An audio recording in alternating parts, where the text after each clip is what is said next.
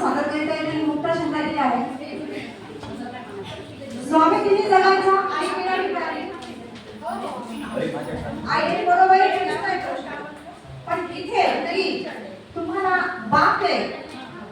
आता ते तुम्ही समजून घ्या बापले कोण आहेत ते शेवटी तुम्हाला कळणारच. सगळ्यात जास्त ओढ ही बाप लेकीच्या नात्यात असते. सगळ्यात जास्त ओढ ही बाप लेकीच्या नात्यात असते. बापाचं काळीज म्हणजे लेक असते. बापाचं काळीज म्हणजे लेक असते. आई वडिलांच्या प्रेमाची तुलना नाहीच होऊ शकत. तरी बापाचं लेकीवरचं आणि लेकीचं बापावरचं प्रेम चिमूट भर तरी जास्तच असतं. बाप हा कधीच लेकीच्या डोळ्यात अश्रू आणत नाही. तो एकमेव बापच असतो. संपूर्ण जग जरी विरोधात गेलं तरी बाप हा लेकीसोबत खंबीर उभा असतो. बाप म्हणजे विशाल आभाळ असतो.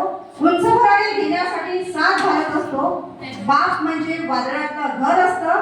सुखरूप निवाऱ्याचं जणू एक स्थान असतं. बाप हा स्वतःच्या कष्टाची शिदोरी तो हसत आपल्या लेकीवर कुर्बान करतो. न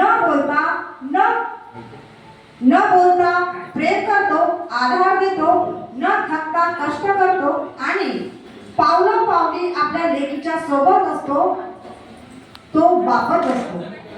खिसा रिकामा असला तरी नाही कधी म्हणाला नाही. खिसा रिकामा असला तरी नाही कधी म्हणाला नाही.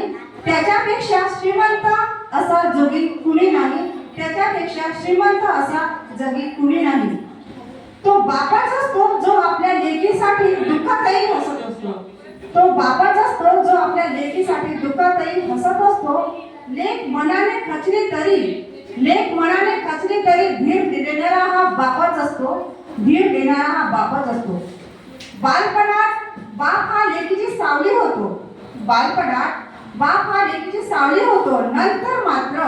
नंतर मात्र लेक ही बापाची सावली होते.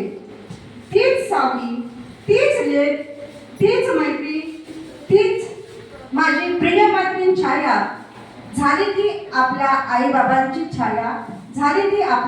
बाबांची छाया. धन्यवाद.